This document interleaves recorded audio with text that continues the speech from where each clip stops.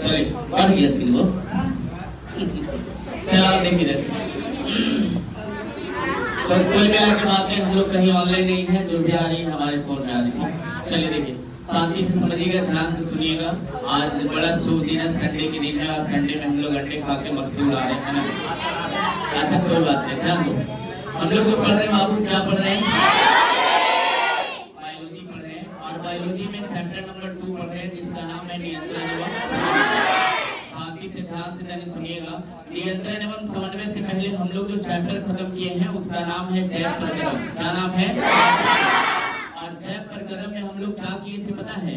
जैव प्रकरण में हम लोग देखे थे कि जीव कैसे पोषण करता है, जीव कैसे शोषण करता है, जीव कैसे उत्सर्जन करता है और जीव कैसे परिवहन करता है। यानी सबसे पहले हम लोग भोजन खाए, उसके बाद सांस उस लिए, सांस उस लेने के बाद उसका परिवहन हुआ, परिवहन होने के बाद क्या हुआ? खाना पच उच करके उत्सर्जन हुआ।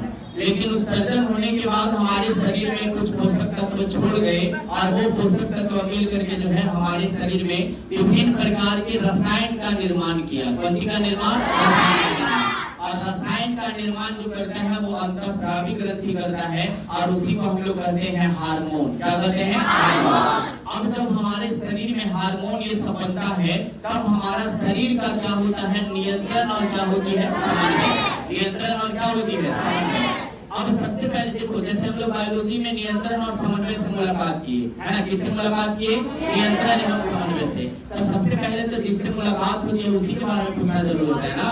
जैसे मान लो हम लोग ठेकाना से मुलाकात किए तो पहले पूछेंगे भाटी जोड़ ने, और बाद पूछेंगे भाटी जोड़ पापा ने, पूछेंगे फादर ने, भाटी जोड़ फादर।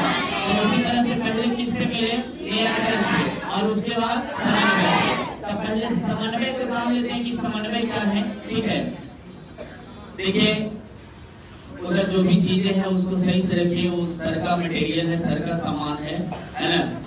आप अगर उसे क्षति पहुंचाते हैं तो समझिए कि सर की क्षति। हाँ चलो देखो, तो देखिए अब हम लोग ध्यान से समझते हैं। सबसे पहले हम लोग मुलाकात करते हैं समन्वय से। किससे मुलाकात? समन्वय। आपके बोर्ड पे लिखा हुआ है और दिख भी रहा है। क्या दिख रहा है? तनी एक नजर देखोगे। जीवों में विभिन्न जैव प्रकरण एक साथ होते हैं, ये बात अभी बताएं।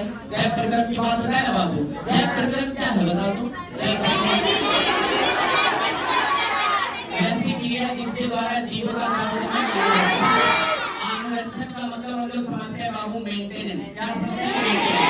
यानी जीव जीने के लिए जो भी क्रियाएं करती है उसे हम लोग जैव प्रकरण कहते हैं। और कई सारी क्रियाएं एक साथ होती है, कई सारी क्रियाएं एक साथ होती है। तो वही चीज बताया कि जीवों में विभिन्न जैव प्रकरण एक साथ होते रहते हैं और इन सभी के बीच तालमेल बनाए रखना, इन सभी के बीच संतुलन को बनाए रखना क्या कहलाता है? समन्वय।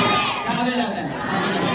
और ठीक है, अब देखो आगे क्या हुआ। जैसे देखिए हम लोग के घर है, घर में बहुत सारे परिवार हैं और बहुत सारे परिवार एक साथ रहते हैं। तो एक साथ रहते हैं, काम फेंका फेंकी करते हैं, एक तालमेल से रहते हैं, एक समन्वय बना के रहते कि नहीं रहते? तो उसी तरह से हमारे बॉडी में, हमारे शरीर में भी कई जैव प्रकरण एक साथ होते हैं। उस सब के बीच तालमेल बना के रखना क्या कहलाता है? समन्वय।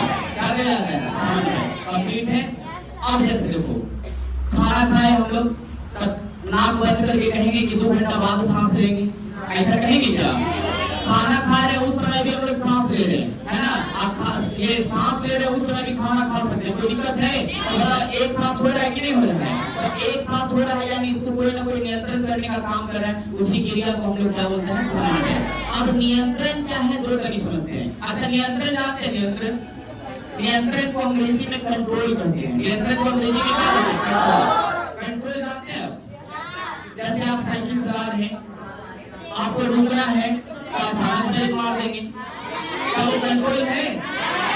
धीरे धीरे धीरे, अब इतना भी धीरे नहीं मारेंगे कि आगे से सामने बूढ़ी माता को ठोक देंगे। इतना भी धीरे नहीं, मतलब ऐसा कंट्रोल करेंगे कि बूढ़ी माता को भी नहीं लगे हमारी साइकिल भी रुक जाए। उसी को हम लोग क्या बोलते हैं? क्या बोलते हैं? अब देखिए क्या ध्यान से नहीं समझिए। बोला जा रहा है इस संबंध को स्थापित करने के लिए, इस संबंध माने क्या? इसको समन्वय को, यानी इस संबंध को स्थापित करने के लिए जो व्यवस्था होती है उसके लिए कौन जरूरी है? कौन जरूरी है? अब उम्मीद करते हैं आप लोग नियंत्रण एवं समन्वय समझ गए होंगे। क्या समझ गए? अब उसके बाद देखिए, एक क्रिया आपको बताया जिसका नाम है उद्दीपन। क्या है? उद्दीपन। क्या नाम है? उद्दीपन। काहे हो इतना सवेरे खाना बन गया था, है? नहीं ना? चलो, एक क्रिया है जिसका नाम क्या है बाबू? उद्दीपन। अब उद्दीपन में आपको बताया जा रहा है कि पर्यावरण में हो रहे परिवर्तन जिसके अनुरूप सजीव अनुक्रिया करते हैं उसे क्या कहते हैं? उद्दीपन। जैसे पर्यावरण में परिवर्तन हो रहा है, बताओ अभी क्या हो रही है? अभी क्या हो रही है? आज हम धूप कर देते क्या हो जाएगी? आज हम धूप ना निकलेगा मुंह होकर पर्यावरण में परिवर्तन हो रहा है कि नहीं हो रहा है? इसके अनुरूप हम लोग रहते हैं कि नहीं रहते हैं? यानी पर्यावरण में जो परिवर्तन होता है उसमें जो हम लोग की अनुक्रिया होती है वही क्या कहलाता है? उद्दीपन। क्या कहलाता है? कंप्लीट भाग है समझ में। उद्दीपन क्या है एक बार बताइए? पर्यावरण में हो रहे परिवर्तन, पर्यावरण में हो रहे जिसके अनुरूप सजीव अनुक्रिया करते हैं। सजीव क्या करते हैं? अनुक्रिया करता है, उसे क्या करते हैं? क्या कहलाता है? कंप्लीट है। अब उसके बाद देखो, जैसे कौन चीज और कौन चीज, देखो बिना उतरे पहुंच गई। हम अभी वर्षा के पास आए हैं जी, अब वर्षा के पास पहुंच गई है कि नहीं? पहला कौन सी? दूसरा कौन सी? तीसरा बताओ पर्यावरण में परिवर्तन है कि नहीं है ना जी? और यही परिवर्तन में जो अनुक्रिया होती है उसी को हम लोग क्या कहते हैं? उद्दीपन। क्या बोलते हैं? अब आते हैं इधर, ध्यान से समझते हैं। आप देखो, हम लोग आसमान में है कि पृथ्वी पर? और पृथ्वी पर जो है वस्तुएं कितने प्रकार की? एक सजीव है, दूसरा, ये बातें समझते हैं ना? एक सजीव है, दूसरा, आज तो लग रहा है सब एकदम चार्ज है जी, है ना?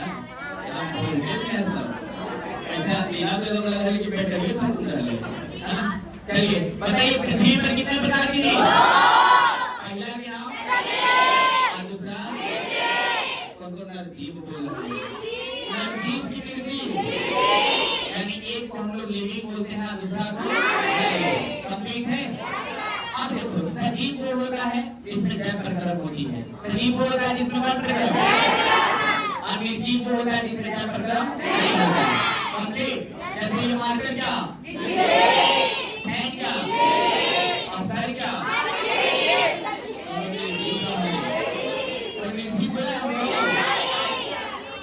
मुखिया।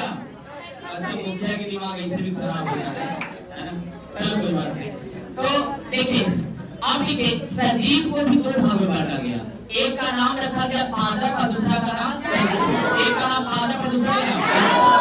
अब देखिए, पादप वो होता है जो स्वभोजी होता है, पादप वो होता है जो स्वभोजी, और जंतु वो होता है जो अपभोजी होता है। आप उसी माने समझते हैं? अपने भोजन के लिए कितना टैलेंट है आप लोगों में। आप तभी सब लोग क्या आप लोग पूरा कर देंगे। कौन है? आप लोग कोई नाम लिखा हुआ है नंबर से? चलो देखते हैं, मेरी रिकॉर्डिंग हो रहा है ना? चलो ठीक है, आ जाओ इधर। तो पृथ्वी पर जीव कितने प्रकार के? जो परपोषी होते हैं उसे क्या बोलते हैं बाबू? यानी हम लोग ये क्या है? जंतु। हम लोग क्या है?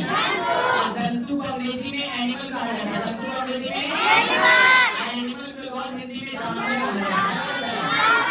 मतलब हम लोग ये जानवर हैं, हम लोग ये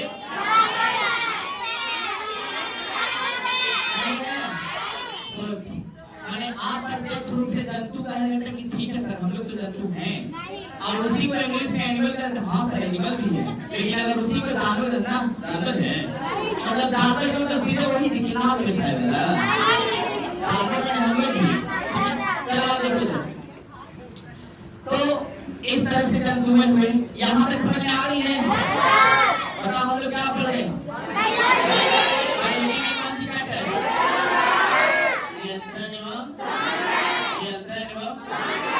अब बहुत सारी जैव क्रियाएं एक साथ होती है, उसी को तालमेल बनाए रखना क्या लगता है? और उसके लिए कौन जरूरी है? पर्यावरण में जो परिवर्तन होता है उसका यानी आराम से उसे क्या कहते हैं? अब देखो, हम लोग पढ़ेंगे जंतुओं में नियंत्रण एवं समन्वय। तो बोला जा रहा है सभी जंतुओं में दो मुख्यता। One minute please. जब हम इधर समझाने लगे तो आपका कर्तव्य है कि ध्यान से समझना। अगर आप आपस में बात ही कर रहे हैं मतलब हाँ हमारी बेइज्जती कर रहे हैं, तो इसलिए आपस में बातें ना करें, ये हमारी रिक्वेस्ट है और ये लास्ट रिक्वेस्ट है। अभी गांधी जी वाला विचार में बोले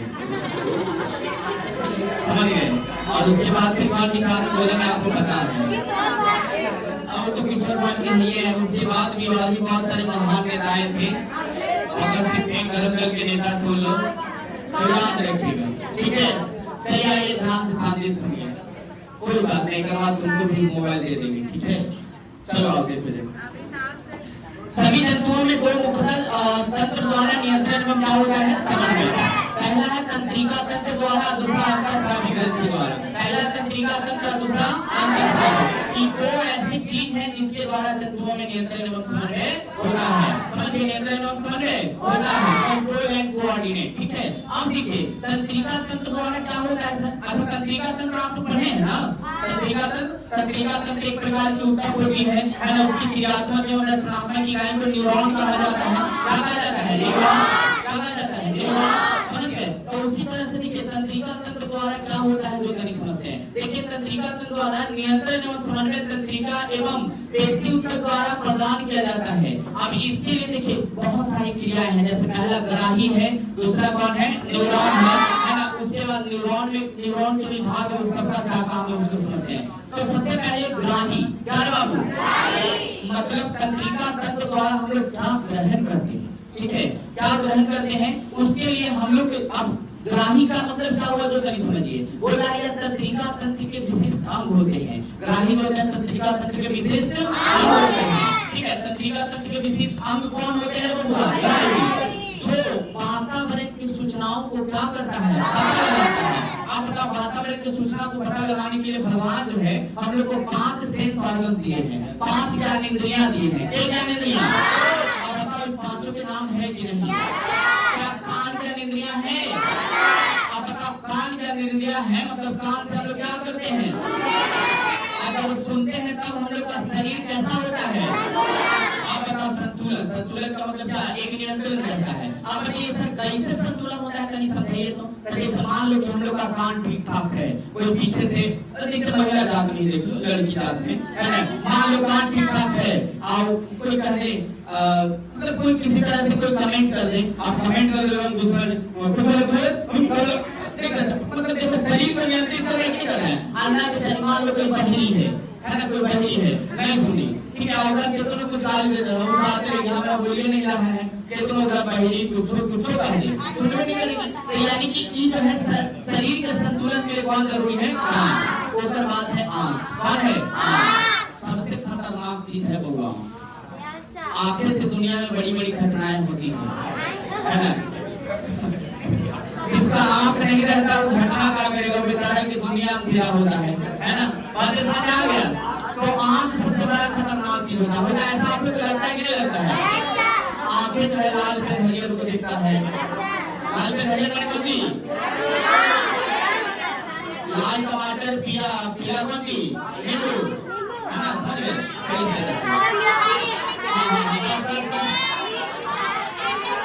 इंसान के लिए सारा काफी है, आगे देख लेते हैं। तो आंख जो है, आंख क्या ग्राही करता है, तो ये प्रकाश ग्राही करता है। कौन ग्राही, प्रकाश ग्राही। देखिए प्रकाश ग्राही का मतलब क्या होता है जो बताते हैं, ध्यान से सुनोगे। प्रकाश ग्राही का मतलब जैसे देखो अब आंख जो है, अगर आंख नहीं रहेगा तो हम लोग किसी तरह की कोई लाइट को नहीं देख पाएंगे। जब किसी तरह की कोई लाइट को नहीं देख पाएंगे तो हम कोई वस्तु को भी नहीं देख पाएंगे। जब कोई वस्तु हमें नहीं दिखेगी तो किसी तरह की कोई शरीर में क्रिया नहीं हो पाएगी। क्या हो पाएगी, क्या नहीं हो पाएगी। तो यानी कि ये जो है प्रकाश ग्राही होता है, जो क्या करने का काम करता है, देखने का। ये दूसरा अंग हो गया। तीसरा है कौन बाबू, कौन है, इसे अंग्रेजी में स्किन कहते हैं। क्या बोलते हैं, अब स्किन क्या करता है, ताप ग्राही होता है। कौन ग्राही, कौन ग्राही, उन्हीं वाला कर रही है। कोई तो बताओ, दो को छोड़ती है, दो को छोड़ती है, आबाद और ऐसे और वो कर रहे हाथ पर टूट गया है जे चलते ही कर रहे खिलाओ ना कहीं हम कर देंगे कुछ मेरा मिल लवांगे चलते ही नहीं तो अच्छा स्किन का क्या काम होता है जैसे अभी गर्मी है तो गर्मी का एहसास कराएगा ठंडा आएगा तो ठंडा का एहसास कराएगा समझ गए लेकिन मान लो कि गर्मी है और किसी व्यक्ति को ठंडा लग रहा है और जब सामने की स्किन खराब हो रहा है समझ गए बुखार रहता है तो जी यहाँ पे हमेशा के लिए किसी का खराब है तो हमेशा मतलब ठंडों में कम्बल में तो समझ लीजिए है ना तो ये सब काम कौन करता है त्वचा जो कि त्वची काम कार्य होता है शांत प्लीज गर्मी में ठंडा को महसूस करता है उसके बाद कौन है सबका नाक है इधर जी ऐसे ऐसे बैठा के दिखा रही है बैठ जाएगा तो नेपाली हो जाएगी रे है ना और लक्षण है पता नहीं दो कट्ठा में नाक आयती को आंख चाइनीज के लक्षण है ना नाक एकदम दो कट्ठा में और कनी कनी वो आंख चाइनीज वाला लक्षण हो जाएगा हाँ देख लीजिए नाक जो है क्रियाग्राही होता है मतलब ये गंध का क्या लगाता है अच्छा ये सबसे बताओ ये सबसे हम लोग का शरीर और नियंत्रण में समन्वय होता है कि नहीं होता है अब बताओ जैसे हम लोग को नाक में ऑक्सीजन आना चाहिए किसी तरह से कोई दुर्गंध नहीं आना चाहिए लेकिन जैसे ही दुर्गंध आता है तो हम लोग के शरीर का अनुक्रिया बदल जाता है कि नहीं बदल जाता है अब जैसे मान लो कहीं जा रहे हैं गुजर रहे हैं कहीं से वहां पे किसी बिल्ली का मरे हुए दुर्गंध आ रहा है किसी कुत्ते के मरे हुए दुर्गंध आ रहा है तो क्या हम वहां पे बैठ के कहते हैं हाँ भैया ऐसा करते हैं नहीं नाक में कुछ बांध के कहते जितना जल्दी से जल्दी भागो यहाँ से नहीं इससे हमारे शरीर का नियंत्रण और समन्वय होता है ठीक है उसके बाद क्या है जीभ क्या है क्या है जीभ बीच में जो भुनभुन की आवाज आ रहा है उसको कहीं शांत करिए ना ठीक है जीभ है जो रस संवेदी का होता है कौन संवेदी रस संवेदी और रस संवेदी का मतलब ये क्या लगाता है स्वाद क्या लगाता है स्वाद का पता लगाता है और स्वाद जैसे मान लो मीठा है तो कहेगा हाँ खट्टा है समझ गए और उसके बाद पीता रहेगा पहले नियंत्रण जब समन्वय हुआ समझ गए तो ये किसकी बात हम लोग कह रहे हैं किसकी बात और उसके बाद है न्यूरॉन कौन है किसका भाग है देखिए यह तंत्रिका तंत्र कोशिका के रचनात्मक एवं क्रियात्मक इकाई होता है कौन न्यूरॉन और न्यूरॉन के दो भाग यहाँ पे वर्णन किया गया एक का नाम है ध्रुमिका और दूसरा का नाम है कोशिका ध्रुमिका का काम क्या होता है ध्रुमिका धागे जैसी संरचना होती है हमारे साथ चलिए आगे चलने की आपको जरूरत नहीं है ठीक है ध्रुमिका धागे जैसी रचना होती है जो सूचना प्राप्त करती है क्या प्राप्त करती है सूचना मैंने समझ रहे हैं जैसे अभी धूप आएगा तो धूप को आंख देखा और आंख में ध्रुमिका उतार लगा हुआ है उतार जाके न्यूरॉन को कहेगा बउआ वहां धूप निकल लो तो कहेगा अच्छा धूप निकल लो तो छांव में भाग है ना समझ गए तो ऐसा जो सूचना प्राप्त करता है वो कौन करता है ध्रुमिका और उसके बाद कौन है कोशिका ये जो है प्राप्त की गई सूचना को विद्युत आवेग बनाता है विद्युत क्या बनाता है आवेग तो ये हो गया कोशिकाएं का काम और ध्रुमिका का काम क्वेश्चन पूछ देगा ध्रुमिका किसका भाग होता है क्या बताएंगे ये तंत्रिका तंत्र के क्रियात्मक और रचनात्मक की बात हो जाएगा कंप्लीट है अब इधर आ जाइए प्रतिवर्ती क्रिया क्या है ठीक है कौन क्रिया प्रतिवर्ती क्रिया तो प्रतिवर्ती क्रिया बताया गया किसी उद्दीपन के प्रति शांत रहिए किसी उद्दीपन के प्रति तेज व अचानक अनुक्रिया को क्या बोलते हैं प्रतिवर्ती क्रिया कौन क्रिया प्रतिवर्ती अब जैसे बताते हैं क्या होता है जैसे मान लो कि कहीं तावा है तावा देखा आप लोग कौन सी वाला कई लड़कियां क्या होती है कि जैसे होता आजकल क्या है कि किसी काम पे कंसंट्रेशन ज्यादा रहता है कहीं ध्यान कहीं और रहता है कि नहीं तो होता क्या है कि रोटी बना रही है अब वो चपला देखे ना आप लोग चपला पर रोटी है रोटी को उठाने की वजह वो जो है हाथे रख दी ताई पर कहा कि या हाँ बड़े अच्छा लग रहा है ऐसा कहेंगी ऐसे ही ताई पर हाथ कितना जल्दी हटाते नहीं हटाते अब वो जल्दी से हटाए उसी को हम लोग क्या बोले प्रतिवर्ती क्रिया क्या बोलते हैं प्रतिवर्ती क्रिया समझ गए तो प्रतिवर्ती क्रिया समझ गए इसका अचानक होती है समझ गए क्या होती है अचानक अब उसके बाद देखो अनुक्रिया कितने प्रकार होते हैं दो कितने दो एक का नाम होता है ऐच्छिक और दूसरा का नाम अनैच्छिक जो हमारी इच्छा से हो रही है उसे हम लोग क्या बोलते हैं ऐच्छिक और जो हमारी इच्छा से नहीं हो रही उसे अनैच्छिक जैसे दिल का धड़कना अनैच्छिक ऐच्छिक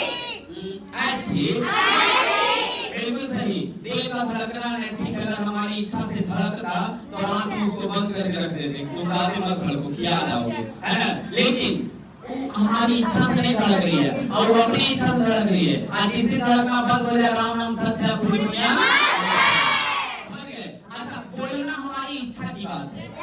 कभी कभी आप लोग फिल्म में देखे हैं, कोई विलेन को पकड़ के हीरो ढेर कूदता है, यूं नहीं बोलता है कि हम कौन है, कहां से आए हैं, है कि नहीं। तो क्योंकि उसकी इच्छा की बात है, लेकिन अगर दिल की धड़कन उसके अनुसार है नहीं है ना, समझ गए। तो ये ऐच्छिक और अनैच्छिक। तो श्वसन कैसा, अनैच्छिक की ऐच्छिक, अनैच्छिक।